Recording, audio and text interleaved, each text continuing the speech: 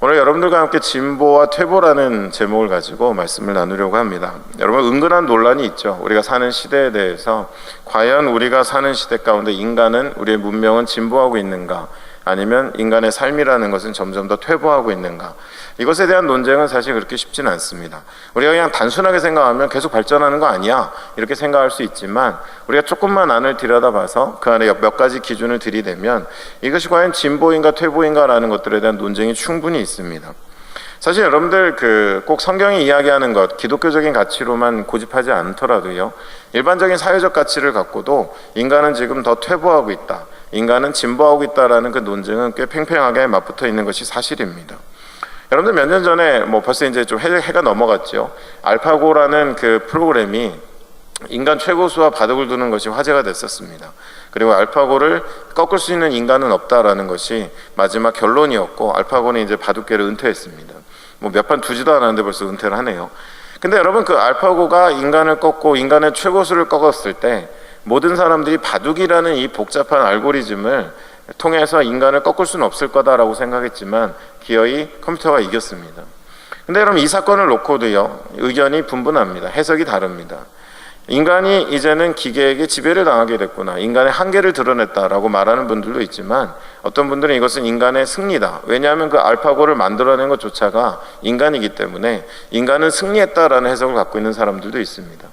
하지만 다른 편에서는 이제 인간은 무용하고 더 이상 인간의 효용 가치가 충분히 반영될 수 있는 일들은 점점 없어질 거다라는 그런 우려도 사실 나타나고 있는 것입니다.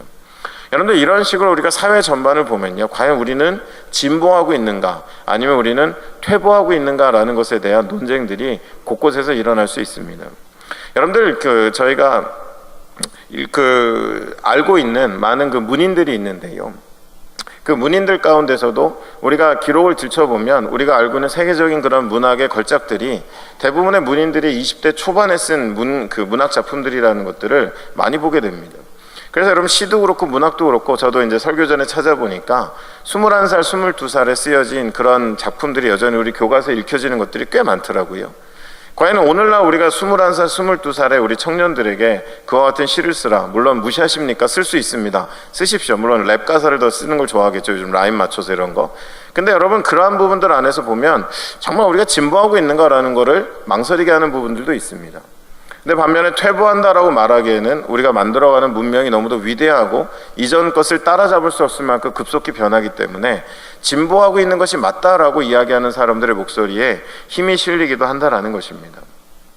근데 여러분, 한 가지 중요한 것은 이제 성경으로 돌아와 보면요, 우리가 그냥 일반적으로 우리가 세계를 세계관으로 갖고 있는 진화론이라고 하죠. 저는 여러분하고 지금 생물학적인 진화론을 얘기하려는 것은 아닙니다. 근데 여러분, 진화론이라는 것은 뭘까요? 끊임없이 열성한 것들은 도태되고 우성한 것들이 생존하면서 더 나은 종이 되어간다라는 것이 진화론입니다. 여러분, 진화론적인 역사관을 가지면 긴 얘기할 거 없습니다. 인간은 계속 진보하고 있는 겁니다. 근데 여러분, 성경을 돌아가보면 조금 갸우뚱하게 되는 이야기가 출발합니다. 인간을 처음 하나님이 지으셨을 때, 인간을 창조하셨을 때는 하나님의 완전한 계획 아래 있었기 때문에 가장 완전한 상태가 바로 그때였었습니다. 그리고 끊임없이 죄로 인해서 인간의 모습이 하나님의 창조와는 멀어지고, 그리고 이제 마지막 회복을 이야기하는 계시록에 가보면 예수님께서 만물을 내가 새롭게 하겠다, 끝까지 점점 더 하나님에게 그 원래 계획에서 멀어져 갔지만 마지막 때에 온전한 회복의 때 가운데 모든 만물을 새롭게 하겠다라고 말씀하시는 것을 보면, 그냥 간단하게 생각했을 때 진화론 쪽으로 보면 인간은 그냥 진보하는 거 맞아 라고 얘기할 수 있지만, 성경을 놓고 생각해 보면 하나님이 처음 지으셨을 때가 가장 완전한 상태라는 걸 생각해 보면 인간은 진보하는 것이 아니지 않을까라는 생각을 하게도 된다라는 것입니다. 오늘 여러분, 세례 요한의 이야기가 등장하지만 여러분과 오늘 그 이야기를 좀 나눠보려고 그렇습니다. 여러분들, 오늘 앞부분부터 순차적으로 보기 전에요, 오늘 본문에 보니까 여러분, 본문 속에서 16절부터 19절까지 보면 우리가 사는 세대, 예수님의 세대라고 하는데요, 이 세대 가운데, 그러니까 오늘날의 세대 가운데서 어떤 모습들이 나타나는지가 나와 있습니다. 16절로 19절인데요, 제가 한번 읽어드리겠습니다. 이 세대를 무엇에 비유할까? 비유하건대 아이들이 장터에 앉아 제동물을 불러 이르되 우리가 너희를 향하여 피리를 부르도 너희가 춤추지 않고 우리가 슬피 울어 너희 가슴을 치지 아니하였다 함과 같도다.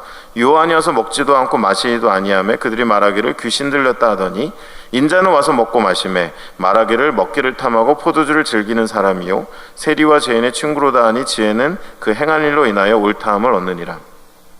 여러분, 이 말씀을 읽으면서 저는 조금 많이 놀랐습니다. 왜냐하면 예수님의 시대 가운데 어느 정도였는지는 모르겠지만 정확히 오늘날 인간이 살아가는 사람들의 모습, 저는 군상이라는 표현을 자주 쓰는데요, 인간이 살아가는 온갖 모습들을 아울러서 표현할 수 있는 특징들이 이 말씀 속에 가득 담겨 있습니다. 첫 번째로 여러분은 16절을 시작하면서 어떻게 비유하셨죠? 친구들, 거리에 있는 아이들, 관계가 있음에도 불구하고 피리를 불어도 춤추지 않고 우리가 어려운 일을 당했지만 같이 슬퍼하지 않는다라는 이야기를 하고 있습니다. 함께 울고 함께 기뻐하는 부분들이 소멸된, 사라진 세대, 반응하지 않는 세대를 이야기하고 있습니다. 여러분, 오늘날 사회를 바라보면서 갖고 있는 키워드, 화두 중에 하나가 영어로 하면 디스인게이지먼트라는 것이 키워드고 화두입니다. 우리말로 바꿔본다면 뭔가 서로 연결되어 있지 않고 참여하지 않고 얼굴과 얼굴을 맞대는 일들이 점점 사라지는 것, 간접적인 의사표현들이 많고 간접적인 커뮤니케이션 안에 더 편안함을 느끼는, 분리되어 있고 홀로 있었을 때 오히려 편안하다 느끼는 그런 시대 상황들을 이야기할 때 우리는 디스인게이지먼트라는 표현을 씁니다.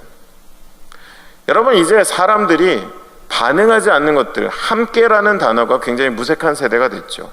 함께 뭔가 한다는 것은 굉장히 쉽지가 않습니다. 옆에 있는 사람의 고통이 내 마음에 더 이상 통증을 주지 않습니다. 나랑 제법 가까웠던 사람들이 갖고 있는 고민이 이제는 나와 상관없는 것들이 되기도 합니다. 여러분, 그것이 오늘날의 고민인데 지금 하나님의 말씀 속에 그 시대의 특징을 그대로 이야기하고 있습니다. 함께라는 단어가 참 어려운, 그래서 여러분들, 우리가 같이 예배하고 있지만, 이 3부 예배 안에 있지만 사실 우리 안에 서로 이름을 모르고 알지 못하는 사람들, 갑자기 통성명을 좀 해보고 싶은 마음이 들 정도로요, 얼굴만 맞대는 사람들도 있습니다. 그러나 그것을 함께라는 단어로 묶고자 하고 함께라는 것들로 삶을 공유하자고 하면 요즘 현대인들은 부담감을 느끼죠. 나은 사람 삶 지탱하기도 힘든데 누군가의 고통을 나도 고통스러워하고 누군가의 기쁨을 나도, 내가 왜 남이 기뻐하는데 내가 기뻐해야 되나 라는 생각이 들 정도로 우리는 이 함께라는 단어로 묶이는 것이 거의 불가능해져 가는 시대 가운데 살고 있습니다. 더욱이 여러분들 예수님과의 관계를 보면요, 그 관계 안에서 여러분들 정말 하나님의 나라의 그 질서 아래서 일어나는 값진 소식들을 들으면서 여러분 막 기쁘십니까? 여러분, 소그룹 안에서 어떤 이가 은혜를 나누면 이번 주에 하나님께서 우리 가정을, 이번 주에 하나님께서 나의 삶을 말씀을 통해서, 경험을 통해서 이렇게 만져주셨습니다 그러면 여러분 같이 막 기쁩니까? 하나님이 너에게 역사하셨구나, 하나님이 너에게 정말 그렇게 일하셨구나, 여러분 그런 마음의 흥분들이 있으십니까? 아니면 어느 순간인가 예의상 들어는 주지만 더 이상 그것이 함께 웃고 함께 울만한 무언가가 아니다라는, 반응하지 않는 그런 심정을 여러분 갖고 살아가시냐는 것입니다. 여러분, 오늘날의 모습입니다. 디스인게이지먼트. 모든 것들이 간접적이고 내가 뭔가 모든 것들로 보호받고 막이 쳐져 있어야 안심하고 오히려 평안함을 누리고, 누군가 내 삶에 들어오는 것이 부담스럽고 내가 누군가의 삶으로 들어가는 것이 두려운 그 시대 가운데 우리는 살고 있습니다. 예수님도 이 시대를 그렇게 이야기하고 계신 것이지요. 여러분, 지금 청년일부에 화두가 하나 있습니다. 그게 뭐냐면 과연 우리가 등산을 갈 수 있을까, 이런 얘기를 어제 리더들하고 좀 했었습니다. 근데 여러분들, 등산을 가는 거는 옛날에 제가 청년부 시절에는 어렵지 않았습니다. 그냥 등산 가자 그러면 몇몇 사람들이 어떻게 하느냐, 뭔가 나는 등산 가는 거 별로지만 그래도 다 같이 가자니까 한번 갈 수 있지 않을까라는 것까지는 여지가 있었습니다. 근데 요즘은 5초가 안 걸립니다. 나 등산 싫어해. 그리고 뭔가 내가 원하는 방식을 고집하고 싶은 거죠. 머릿속에 이미 뭔가 같이 가서 뭔가 함께 나눈다는 시간에 가치는 없고 제일 먼저 튀어나오는 건 내가 싫은 거죠. 우리 같이 한번, 우리 신동엽 찬사 그런 거 좋아하시는데 우리 다 함께 한번 손잡고 찬양해 봅시다. 저도 사실 좀 힘들어하긴 하는데 성격이 워낙 좀 친화적이셔가지고. 근데 여러분, 한 번쯤 잡을 수 있잖아요. 근데 옛날보다 많이 예민해져 있습니다. 나 손잡는 거 싫어하는데 심지어 이제 점잖게 거절하죠. 전 다한증이 있어서 네 이러면서 저는 땀이 많습니다 이러면서. 여러분들, 뭔가 우리 안에 함께라는 것들이 점점점 어려워져요. 그냥 내가 선택한 정보와 내가 선택한 환경에서 뭔가의 어떤 자극 없이 지내는 것에 점점 익숙해져 갑니다. 여러분, 이 세대도 그랬다는 거예요. 이 세대를 비유해 보니 친구인 우리들이 가서 피리를 불어도 춤추지 않고 그 아픔을 이야기해도 같이 눈물 흘리지 않는 세대, 너희들의 세대와 이와 같은 모습이다라는 이야기를 하고 있습니다. 여러분, 두 번째 특징도 이 안에 나와 있습니다. 굉장히 큰 또 화두인데요, 18절 19절에 뭐라고 되어 있죠? 세례 요한이 어떻게 되어 있다고요? 세례 요한이 먹지도 않고 마시지도 아니하니까 그 사람들이 뭐라고 그랬냐면 귀신 들렸다고 이야기했습니다. 근데 예수님이 오셔서 먹고 마시니까 포도주를 즐기는 자고 탐하는 자다, 그리고 세리의 친구다라고 이야기했다며. 어쩌란 얘기입니까? 아무것도 안 먹으니까 귀신 들렸다고 그러고, 또 무슨 먹고 마시니까 저가 탐하는 자다라고 이야기하고. 옛날에 제가 선배 목사님들, 사모님들이 그런 얘기 되게 많이 하셨어요. 도대체 옷을 어떻게 입으라는 얘기냐, 교회 오니까 예의상 좀 예쁘게 입으면 무슨 사모가 저렇게 화려하게 입고 다니냐고 그러고, 그래서 그 다음 주에 굉장히 또 좀 이렇게 수수하게 입고 가면 아이고 목사님 창피하지도 않게 옷을 좀 단정하게 입고, 이런 얘기 들었다는 얘기를 많이 들었습니다. 어쩌란 얘기입니까? 그죠? 자, 여러분들, 제가 이 얘기를 뭐 하려고 그러냐면요, 여러분들 현대인의 또 특징을 이야기하는 그 용어 중에 하나, 제가 오늘 무리를 좀 합니다. 영어를 좀 많이 쓰는데요, 여러분, 컨퍼메이션 바이어스 컨퍼메이션이란 말이 있죠. 확증 편향이란 말입니다. 이제 사람들은요, 지극히 주관적이 돼서요, 주관적인 것은 객관적일 수 없거든요. 근데 사람들은 이제 자기가 갖고 있는 기준으로 마음대로 사람들을 평가합니다. 자기의 편리대로. 그 자리에서 많은 오해가 생기고요, 사람들에 대해서 많은 곡해가 생깁니다. 그래서 여러분들, 어제도 우리 한 자매가 그런 얘기를 했는데, 저도 여러 가지 단체 생활 하다 보면요, 요즘 좀 어처구니 없는 사람들이 많아요. 하지도 않은 얘기를 했다고 지어내고요, 하지도 않은 행동을 했다라고 막 소설을 쓰는 분들이 있습니다. 요즘 저희 나라가 정말 소설가가 정말 많은 것 같습니다. 여러분들, 그런 분들이 왜 그런 일을 하나라고 보면요, 바이어스 컨퍼메이션, 그런 의도를 담지도 않았고 그런 의중도 아닌데 본인이 갖고 있는 생각으로, 본인이 갖고 있는 상처로, 본인이 갖고 있는 관점을 가지고 저래서 이렇게 한 거잖아, 이래서 저렇게 한 거잖아. 근데 여러분, 바이어스 컨퍼메이션은 뭐냐면요, 그 이후에 내가 갖고 있는 확증을 반대할 수 있는, 반할 수 있는 일이 일어나도 그것은 담기지 않고요, 내가 갖고 있는 생각을 확증해 줄 수 있는 것들은 더 크게 보이는 것이 바로 확증 편향이라는 현대인의 질병입니다. 그 사람이 괜찮은 사람인데도 쟤는 되게 이기적이야. 그러면 그 사람이 이타적인 모습을 보여도 그건 눈에 잘 안 들어오고요, 어쩌다 그랬겠지. 그리고 정말 한번 도저히 안 되겠어, 나 오늘 일찍 집에 가야겠어, 그러면 이제 마음속에 봐봐, 이기적이지 않냐 라고 하는 것을 확증하는 거, 이게 그런 것을 의미합니다. 여러분, 지극히 주관적이고 지극히 자기중심적인 생각 속에서 세례 요한이 회개하라 외치면서 그들 앞에 살아간 삶은 귀신 들린 것이고, 지극히 자기중심적인 생각 안에서 예수님이 세리와 죄인들과 함께하는 그의 거룩한 행보는 먹는 걸 탐하고, 그리고 그 안에 욕심이 있는 사람, 죄인과 함께하는 사람이다라는 단정을 내리는 걸 보면 이 세대 또한 그런 모습이 그들 가운데 있었던 것 같습니다. 근데 여러분, 더 무서운 거는요, 성경에서 직접 언급을 하고 있지는 않지만 이 두 가지 말씀드린 우리 안에 있는 뭔가 디스인게이지먼트 하는 것과, 그리고 바이어스 컨퍼메이션, 확증 편향과, 그리고 혼자만의 어떤 고립된 삶을 고집하는 그 삶의 바닥에는 뭐가 깔려 있느냐, 세 번째인데요, 여러분, 오늘 마지막 영어입니다. 저도 지금 막 혀에서 쥐가 나려고 그러는데, 나르시시즘이라고 하죠. 뭡니까 여러분? 자기애입니다. 그 밑바닥에는 자기애가 깔려 있습니다. 내가 나를 소중히 여기고 내가 나를 아끼는 것 나쁜 것 아닙니다. 근데 여러분, 나르시시즘이라는 것이 어디서 왔죠?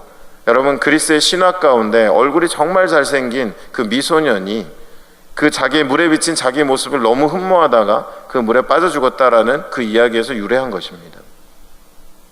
여러분, 근데 오늘은 좀 양상이 달라요. 뭐 여러분들 가운데 그런 병이 있으신 분들도 있겠죠. 막 거울을 보면 아침마다 감동하고 어떻게 이렇게 생겼냐, 하나님이 정말 위대한 실수를 하셔서 막 이러면서 뭐 그런 분들도 더러 계시겠지만, 요즘 제가 좀 힘들어요. 버스를 타고 카페를 가면 우리 자매님들 뭐 한 10장 정도 찍으면 되잖아요. 뭐 이렇게 찍고 이렇게 찍고 뭐 이러고 찍고 하여간 뭐 힘들어요. 근데 여러분, 좋아요, 좋은데요, 그런 단순한 자기애에 빠졌다라는 게 아니라 오늘날은 좀 양상이 다른 게, 자기애를 갖게 만드는 환경에 있어서 이거는 약간 정상적이지 않은 자기애로 흘러갑니다. 무슨 얘기냐 하면, 아무도 나를 사랑해 주지 않고 아무도 나를 인정해 주지 않는 존재감이 떨어지고 진정한 사랑이 주변에 메말라가는 시대 한복판에서 마지막 남은 최후의 수단으로 내가 나를 아끼고 내가 나를 사랑한다라는 생존 본능이 오늘날의 현대인들이 갖고 있는 나르시즘입니다. 심지어는 여러분 자살조차도 자기의 나르시즘입니다. 내가 너무 안 됐고 내가 너무 안타까우니까 나 자신에게 자유를 주고 이 속박에서 벗어나가겠다라는 그 의식이 바닥에 깔려 있는 것, 여러분 굉장히 사람들을 이상한 모양으로 몰아갑니다. 여러분 다시 돌아가 보면 어때요? 자기 애에 빠져 있는 사람들은 이제는 모든 사람들의 말을 내 편리한 대로, 내 유익한 대로, 내 마음이 불편하지 않은 방향으로 마음대로 해석합니다. 그래서 확증 편향이 생기죠.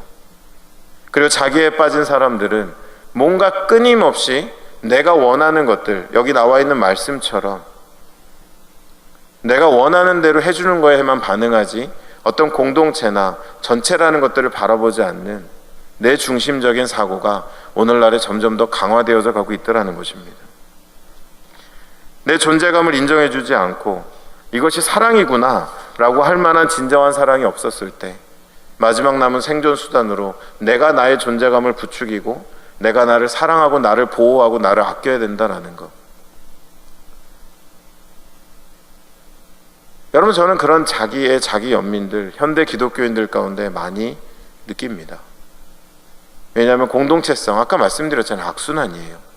디스인게이지먼트, 함께라는 것의 가치가 사라지니까, 그게 자유를 줄 줄 알았는데 함께라는 가치가 약해지니까 나를 정말 사랑해주는 형제와 자매, 나를 위해서 나를 신실하게 의심 없는 관계로 나를 지탱해주는 사람들이 하나둘씩 없어지고는 이제는 나를 사랑해주고 나를 돌볼 것은 나밖에 없다라는 것, 그것이 오늘날 현대인들의 모습으로 흘러갔을 때 여러분 이것은 진보입니까? 퇴보입니까?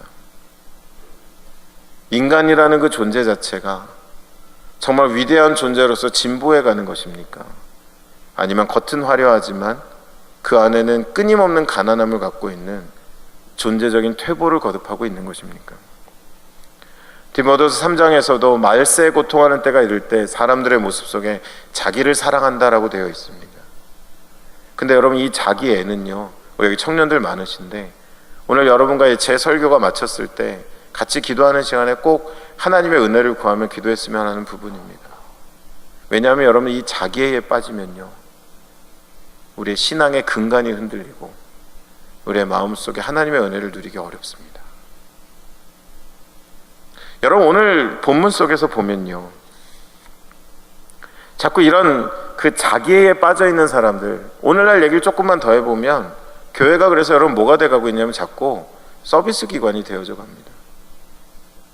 자기 연민과 자기애에 빠져있는 현대인들에게 그들이 원하는 서비스를 제공해 줘야 되다 보니까 자기애에 빠져있는 사람의 비율을 맞추고 다양한 선택을 제공하고 뭔가 편안한 환경을 주면서 그들의 마음이 평안을 누릴 수 있겠다라는 서비스 기관이 되어져 가는 것이 오늘날 교회론의 고민입니다. 여러분 지금 예수님이 말씀하신 이 세대도 그랬습니다. 여러분 자기애라는 것은 내가 위기 가운데 있다라는 것을 직감한 사람들의 생존 본능이고 자기 보호 본능입니다. 그러다 보니 그것이 더 강화되면 이제는 아무리 누가 뭐라 그래도 자기 편리대로 해석하고 내가 원하는 것이 아니면 관심도 갖지 않고 내가 관련된 것에는 정말 어떤 것과 비교할 수 없는 열정으로 뛰어드는 것, 그것이 자기 연민, 자기애가 만들어가는 인간의 모습이다라는 것입니다. 근데 여러분 오늘 우리가 본문에서 풀어야 될 질문이 하나 있습니다. 예수님이 아까 세례 요한을 향해 11절에 뭐라고 하셨냐면 여자에게서 난 자 중에 이보다 큰 자가 없다라고 했습니다. 가장 위대한 자라고 했습니다. 근데 여러분 우리가 그 이어지는 말씀들 7절부터 9절을 읽어보면 암시가 담겨 있어요. 어떤 암시냐 하면 너희들이 기대하고 생각한 것과는 좀 다를 텐데 그래도 내가 단언코 얘기하는데 여자에게 태어난 자들 가운데 세례 요한보다 더 큰 자는, 더 위대한 자는 없다라고 예수님이 받아들이기 쉽지 않은 그런 말씀을 오늘 하신다라는 것입니다. 여러분 왜 그런 말을 했을까요? 왜 또 말라기 4장 5절에 보라 여호와의 크고 두려운 날이 이르기 전에 내가 선지자 엘리야를 너에게 보내리라는 이 예언 그대로 온다라고 예언한 엘리야가 바로 이다라는 그런 격찬, 그런 극찬을 예수님이 하고 계실까?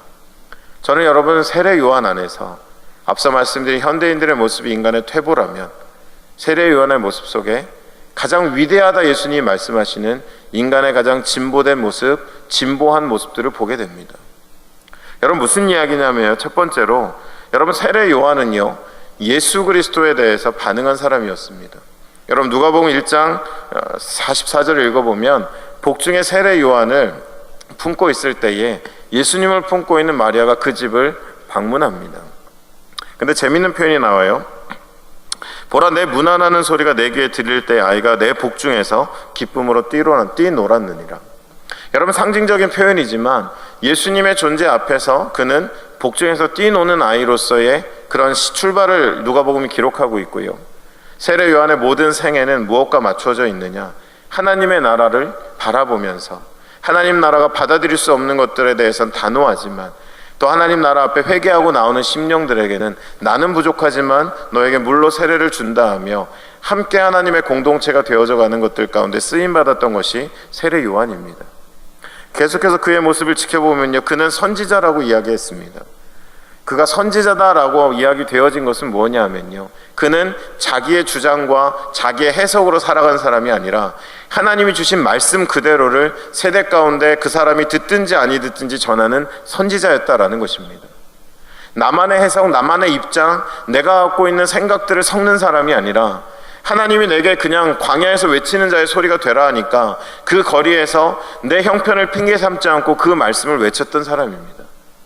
마지막 세 번째로 세례 요한은 요한복음 3장 27절로 30절에 그가 했던 유명한 말이 나와 있는데요, 제가 한번 읽어드리겠습니다. 요한이 대답하여 이르되 만일 하늘에서 주신 바가 아니면 사람이 아무것도 받을 수 없느니라. 내가 말한 바 나는 그리스도가 아니요 그의 앞에 보내심을 받은 자라 한 것을 증언할 자는 너희니라. 신부를 취하는 자는 신랑이 서서 신랑의 음성을 듣는 친구가 크게 기뻐하나니 나는 이런 기쁨으로 충만하였노라. 마지막 30절에 그는 흥하여야겠고 나는 쇠하여야 하리라 하니라. 그의 인생의 고백입니다. 이제는 그가 오심이 나한테 큰 기쁨이 되며 중요한 것은 뭐냐, 나는 쇠하여야 하고 내 인생을 통하여서 예수 그리스도가 흥하여야 한다라는 것들을 그의 인생에 고백하고 있습니다. 여러분 앞서 제가 현대인들을 이야기하면 뭐라고 말씀드렸습니까? 첫 번째로 뭐였습니까? 내 홀로의 삶을 기억하며 함께하지 못하고 어떠한 외부적 가치에도 함께 즐거워하고 함께 기뻐하지 못하는 사람들, 지극히 이기적이고 자기중심적인 자기애가 깔려있는 모습들, 그리고 이제 들려오는 이야기들을 내 중심적으로 곡해하고 판단하는 확증 평양의 모습들, 그것이 은혜받지 못하고 끊임없이 현대인의 표상으로 흘러갔다면 반대로 세례 요한은 어떠한 경우에도 하나님의 나라의 가치에 반응하는 사람이었고 그는 내 해석을 담는 자가 아니라 하나님의 말씀을 그대로 증거하는 자였고 자기에 빠져 있는 사람이 아니라 나는 쇠하여야겠고 오직 내 인생을 통하여 영광의 예수 그리스도의 이름이 나타나야 하는 것이 내 인생의 목적이다라는 것을 선명하게 고백했던, 앞서 말씀드린 현대인들의 모습과는 전혀 정반대로 흘러가는, 어떤 이들의 눈에는 귀신 들린 자와 같고 어떤 이들의 눈에는 두려움의 대상이 됐지만 세례 요한이 살아갔던 삶은 하나님이 처음 인간을 지으신 목적 그대로에 다가가는 삶이었기 때문에 그는 이 땅의 어떤 인간보다도 가장 위대한 자다라는 이야기를 들을 수가 있었다라는 것입니다. 여러분 바울의 일생은 어떻습니까? 그의 인생은 진보한 것입니까? 퇴보한 것입니까? 가말리엘의 문화생으로 최고의 문중 가운데 최고의 학문을 갖고 있었고 열정을 갖고 있었던 누구도 흠모할 만한 그런 청년 바울이 다메섹 도상에서 회개함으로 다시 한번 거꾸러져서 매맞고 건강을 보장하지 못하고 눈도 잘 보이지 않는 가운데 로마 감옥에서 생을 마감했던 그 바울의 인생은 진보한 것입니까? 퇴보한 것입니까?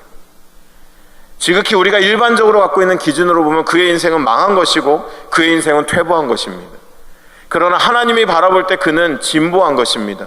하나님과 상관없는 삶을 살아가고 이기적이고 독선적이고 공격적인 그의 삶이 이제는 아무도 도와주지 않고 아무도 이해하지 못했지만 이방인들을 하나님의 백성으로 만들어가는 일 가운데 쓰임받는 존재로 자기의 목숨조차도 나의 나 된 것은 하나님의 은혜로 된 것이다 이야기하며 나의 사명을 마치면은 나의 목숨도 아깝게 여기지 않는다라는 고백을 했던 바울은 퇴보한 것이 아니라 실패한 것이 아니라 하나님의 세상 가운데 가장 진보하고 앞서 나간 인간의 모습으로 변해갔던 것입니다. 여러분 받아들이시겠습니까? 여러분 성경을 찾아보진 않지만 인간을 처음 지으신 하나님이 지으셨던 인간의 모습이 어땠습니까? 하나님의 형상대로 이마고 데이, 하나님이 이 땅 가운데 하나님을 드러내시기 위해서 지은 것이 인간이었습니다. 그래서 그는 뭐예요? 그가 하나님과 함께 하나님의 하나님 되심을 드러내는 존재였고, 그 존재 자체가 자기의 것을 주장하고 그것을 곡해하고 하나님을 차단하는 존재가 아니라, 나를 먼저 위하고 나를 먼저 아끼는 존재가 아니라, 그러다가 죄에 빠지지 않습니까? 하나님의 모습을 그대로 나타내는 이마고 데이가 미시오 데이로 변해가는 하나님의 지음받은 자, 자기애를 가진 자가 아니라 하나님의 영광을 나타내고 이 땅을 하나님의 뜻대로 다스리는 것이 바로 인간의 최초의 모습이었을 때, 여러분 어쩜 우리도 동일하게 우리의 모습이 내가 아닌 하나님을, 내가 내 주장을 하기보다는 하나님의 말씀을, 하나님이 우리에게 주신 가치를, 그리고 세상 살아가면서 자기애에 빠져서 내 심정, 내 마음, 내 입장, 내 감정을 앞장 세우기보다는 내 인생을 통해 하나님이 나타나시기를, 내 인생을 통하여 예수 그리스도의 이 땅을 향한 다함없는 사랑이 나타나기를 바라며 살아가는 것, 여러분 이것이 처음 인간을 지으신 때의 인간의 모습으로 우리가 진보해 가는 거 아니겠습니까? 오늘 여러분 하나님 말씀도 그것을 경고하지요. 너희가 생각하는 것과 좀 다를걸? 네가 찾는 사람이 아닐걸? 근데 세례 요한은 인간 여인의 난 자 가운데 가장 큰 자다라고 말할 수 있었던 것은 어쩌면 그의 삶이 하나님이 가장 먼저 지으신 완전한 인간의 모습을 향한 것이었고, 그러나 이어지는 16절의 말씀에 이 세대의 사람들의 모습은 스스로는 발전하는 것 같고 스스로는 진보하는 것 같지만 그 안에 하나님을 담을 수 없는 퇴보해가는 인간의 모습을 염려하셨는데, 더 마음이 아픈 건 저와 여러분이 함께 호흡하며 살아가는 이 시대에 이 모습이 더욱 악화되어져 가는 죄의 지배력, 죄의 통치가 예배하는 우리들 안에도 있고, 이 예배당을 나가 세상 가운데 보면 그것이 인간의 진보인 줄 알고 살아가는 많은 사람들이 우리 주변에 있더라는 것입니다. 말씀을 정리하겠습니다. 여러분 2005년도 11월 21일 날 한 사건이 있었고요. 그리고 그것이 굉장히 화제가 되면서 사람들에게 보도가 되었었습니다. 아마 여러분들도 조금만 기억을 되짚어 보시면 생각나시는 그 사건입니다. 여러분 2005년 11월 21일 날 전남 고흥군 도양읍 소록도에서 여러분 43년 동안 한센병 환자들을 돌봤던 오스트리아에서 왔던 수녀 두 분이 43년을 머물렀던 그 소록도에 나병 환자들이 모여있는, 한센병 환자들이 모여있는 곳을 딱 편지 몇 줄을 적어놓고는 아무도 모르게 새벽에 배를 타고 떠나시는 일이 있었습니다. 많은 사람들이 당황했습니다. 그러나 남겨진 편지에는 간단한 내용이 있었습니다. 사랑하는 친구 은인들에게, 은퇴할 나이가 됐는데도 자리를 지키고 있었다. 이제 우리가 없어도 환우들을 잘 보살펴주는 간호사들이 있기에 마음 놓고 떠난다. 부족한 외국인에게 보내준 여러분의 사랑과 존경에 감사한다. 나이가 들어 제대로 일을 할 수 없고 우리들이 있는 곳에 부담을 주기 전에 떠나야 한다고 동료들에게 이야기했는데 이제 그 말을 실천할 때라 생각했다. 부족한 외국인으로서 큰 사랑과 존경을 받아 감사하며 저희들의 부족함으로 마음 아프게 해드렸던 일에 대해서 이 편지로 용서를 빈다. 마리안느 마가렛 수녀 올림. 여러분 이 편지 몇 줄을 남겨놓고 43년 동안 62년, 66년에 20대의 젊은 나이로 이 땅 소록도를 찾아왔던 수녀님은 이 편지 한 장을 남기고 새벽에 아무에게도 알리지 않고 43년 전에 들고 왔던 그 가방 하나 짐을 챙겨서는 오스트리아 자기 집으로 떠나가는 그 일이 2005년도에 있었습니다. 여러분 남겨진 것이 없죠. 결혼해서 가정도 없습니다. 근데 더 놀라운 건 2012년도에 이 사실이 점점 퍼지면서 한국의 많은 언론 매체들이 이분들을 인터뷰하기 위해서 오스트리아로 날아갔습니다. 몇 번의 고사 끝에 마리안느 그 수녀의 인터뷰는 가능했지만 마가렛 수녀는 끝까지 자리를 피하며 하나님께서 나를 부르시고 보내신 일을 감당했을 뿐인데 내가 왜 세상의 언론의 인터뷰를 받아야 하냐라고 끝까지 언론 인터뷰를 거부하셔서 그 인터뷰가 성사되지 않았습니다. 인터뷰를 감당했을 때 나이가 마리안느 수녀가 나이 72세였는데요. 그때 그의 한마디는 정말 고마웠고 지금도 종종 그 소록도 앞바다가 떠오른다라는 간단한 인터뷰였었습니다. 여러분, 제가 오늘 이 이야기를 끄집어든 이유가 있습니다. 여러분, 재산이 없어요. 그동안 나라에서 보내왔던 많은 그 후원금마저도 소록도에 있는 아이들에게 우유 사주고 빵 사주시라고 다 썼고, 그들은 천주교가 마련한 수녀들의 요양원과 같은 곳에서 마지막 생애를 보냈고, 그 수녀 중에 한 분은 또 대장암 투병을 하고 있었습니다. 43년 동안 갖고 왔던 묵어두었던 가방에 짐을 싸고 이 편지 한 장을 남기고 아무 영광도 취하지 않고 인터뷰마저도 거절할 수 있는 이 모습이 우리가 흔히 생각하는 세상의 기준으로 보면 안 됐고 정말 어떻게 보면 불쌍하고, 그러나 하나님의 말씀과 하나님의 기준 안에 봤을 때는 저는 가장 진보한, 가장 하나님이 우리에게 인간으로서 이 땅을 살라고 보여주신 모습 가운데 가까이 나아갔던 진보한 인간의 모습이다라는 것을 다시 한번 깨닫게 됩니다. 여러분, 하나님 앞에서 진보하고 계십니까? 아니면 퇴보하고 계십니까? 하나님의 형상대로 지음받은 우리들이 자기 애에 빠져서 세상을 함부로 이야기하고 단정짓고 나의 이기심 가운데 나의 감정 하나도 컨트롤하지 못한 채 하나님이 우리에게 맡겨주신 하나님의 영광을 드러낸 일들 가운데 우리가 나아가지 못하고 함께 울지도 못하는 장애인이 되고 함께 기뻐할 수도 없는 불편한 자가 되고 사람들의 행동을 함부로 판단하고 살아가는, 여러분, 그것은 퇴보입니다. 자기 애는 죄의 결과물입니다. 그래서 늘 사단은 우리에게 자기 애를 부추깁니다. 너는 소중하잖아. 너의 삶이 의미 있잖아. 그러나 하나님의 말씀 속에 등장한 가장 하나님의 계획 아래 있었던 인간의 모습은 하나님의 영광을 이 땅 가운데 드러내기 위하여서 자기애가 아닌 하나님의 하나님 되심을 나타내는 삶을 꿈꾸며 살아가는 사람들이다라는 것입니다. 여러분, 이 시간 우리가 함께 기도하기 원하는데요, 히브리서 10장 37절로 39절에 있는 말씀 읽어드리겠습니다. 잠시 잠깐 오면 오시리가 오시리니 지체하지 아니하시리라. 나의 의인은 믿음으로 말미암아 살리라. 또한 뒤로 물러가면 내 마음이 그를 기뻐하지 아니하리라 하셨느니라. 우리는 뒤로 물러가 퇴보하여서 멸망할 자가 아니요 오직 영혼을 구원함에 이르는 믿음을 가진 자니라.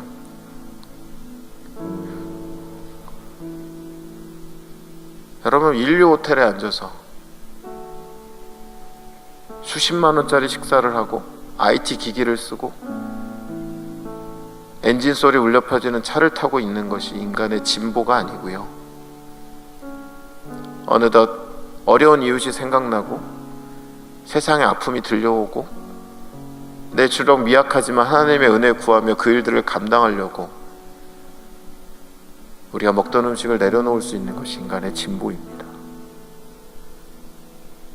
아이폰을 쓰고 세그웨이를 타고 뭔가 시대의 얼리 어댑터로 살아가는 화려함이 인간의 진보가 아니라 새벽배에 43년 된 가방 하나 들고 편지 5줄 남기고 호련히 떠날 수 있는 것이 가장 진보한 인간의 모습이다라는 것입니다. 진보는 하나님께 나아가는 것이고요, 퇴보는 하나님께서 멀어지는 것입니다. 그것이 기준입니다. 여러분, 우리 한번 같이 기도할 때 우리 진보합시다. 하나님께 나아갑시다. 인간을 무가치하게 만들어버리고 인간을 소모품과 같이 만들어버리고 우리 안에 있는 자기애를 끊임없이 자극해서 하나님 아닌 것들 안에 시선과 중심을 빼앗겨버리게 만드는 것들을 단호히 거절하고 자기애가 아닌 세상에 예수 그리스도의 사랑이 증거되기를 바라며 우리의 작은 인생들을 하나님께 드리며 나아갔으면 좋겠습니다. 나만 알고 나의 중심 가운데 모든 것들을 바라보는 자기애에 빠진 우리들이 아닌 예수의 사랑 안에서 하나님의 나라를 위하여 살아가는 우리들이 되기를 원합니다. 내가 되기를 원합니다.